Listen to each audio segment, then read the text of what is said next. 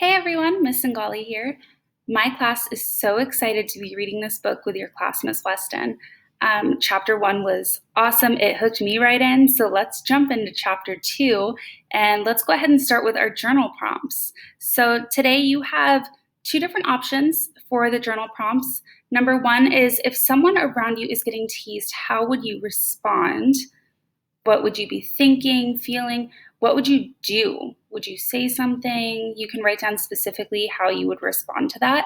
And question number 2, do any of the characters in the Watson family remind you of your own family? If so, which character and why?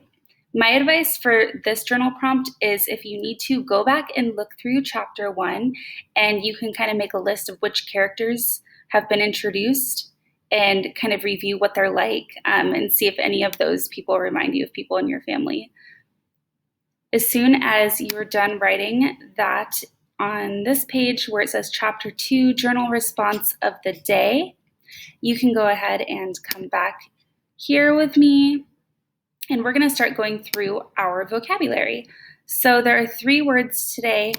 You can record your thinking for these right below your journal response. So where it says key vocabulary for the chapter, there are 3 words here: numb, nervous, and punctual. So we're going to start with numb. Make sure that you're writing both the definition and the illustration portions down.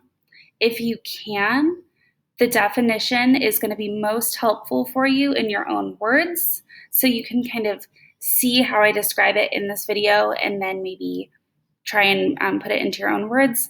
If not, that's okay too. Numb is unable to feel.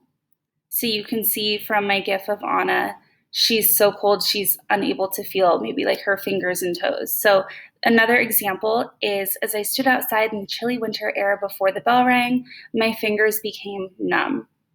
This reminds me of like wintertime at UCFI before the bell rings and everyone's standing outside and they're like, I wish I brought mittens. I can't feel my fingers. Let us in. Numb is when you cannot feel parts of your body because it's so cold. So in chapter 1, they definitely use that in the context of how cold it is where they live. I think there were like pages, 2 or 3 pages just describing how cold it was. So you can also be emotionally numb. That's a little bit deeper. If you're just like maybe mad with the world or your feelings were hurt and you just feel like, I don't even want to talk about it with anyone. That feeling could be like you're kind of numb emotionally, but in this context, they're using it in a physical way. The next vocab word is nervous.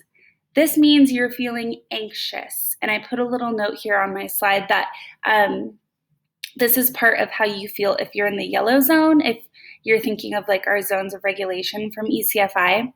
So the yellow zone is when you're nervous, anxious, maybe even like a little fearful that something's going to happen. So you can see how SpongeBob looks and feels there. My example is we were nervous to receive our test results for math. Maybe you were like in the talent show last year and you were nervous before you went on stage, or you've been nervous before a big presentation in class. And then our third vocabulary word is punctual, and this word means on time. My example here is being punctual to specials is crucial so we don't miss any learning time, and that's so true. And being punctual is so important as we're getting older and going into junior high school. We need to be punctual. It shows how responsible we are. So make sure that you filled in all the parts here for your key vocabulary. Try and use these words as you're speaking to your family members. You can practice, you can make flashcards for these vocab words, even just by ripping up some paper at home. We are going to review some background information.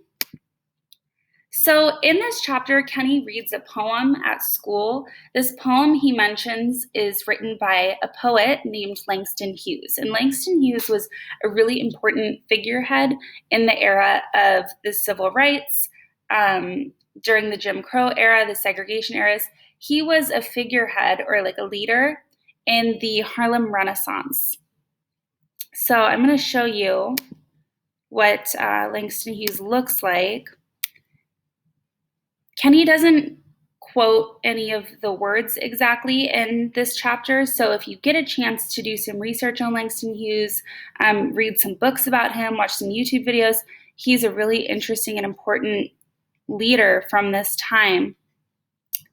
So here you can see what he looks like.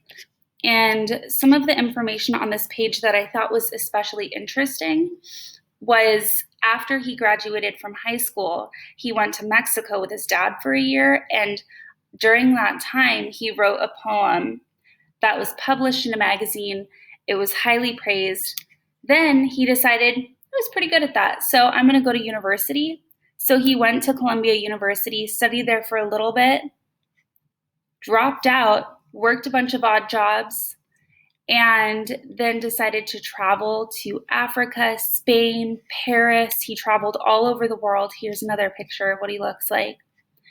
And then finally, he started writing more and more poems as he was traveling and decided to get them published and ended up attending another university, Lincoln University in Pennsylvania. So then as his stuff was getting published into books and magazines, he became more and more well-known.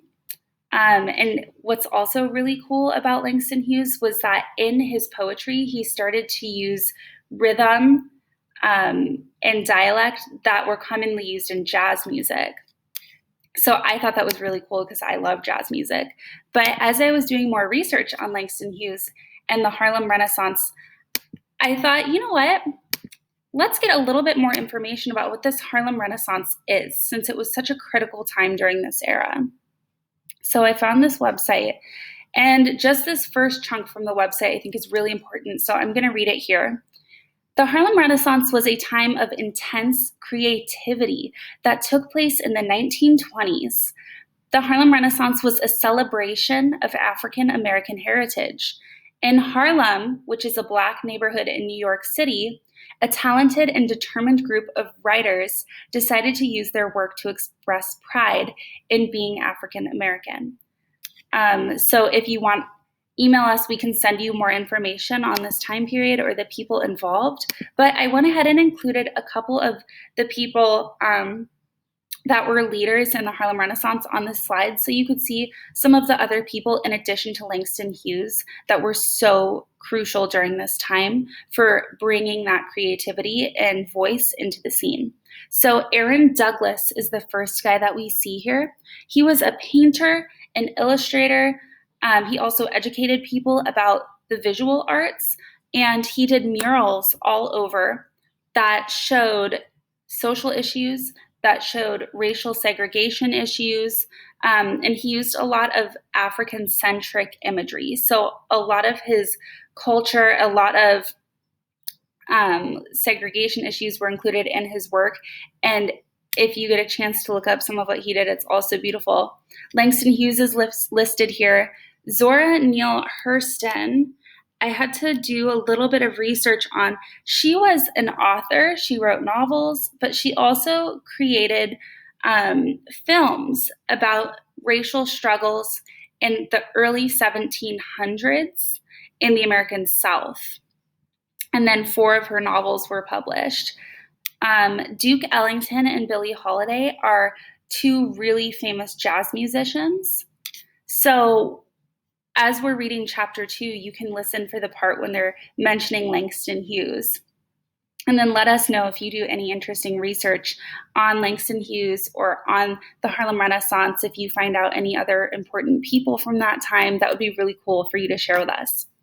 So the purpose for reading chapter 2 is to examine accepting differences. I know we talk about this a lot at ECFI. We talk about tolerance, mutual respect, diversity. And our question that we're going to keep in the back of our minds while we're reading is Kenny accepted for his differences? And does he accept others for their differences? I will see you in the second part of this screencast after you read the story.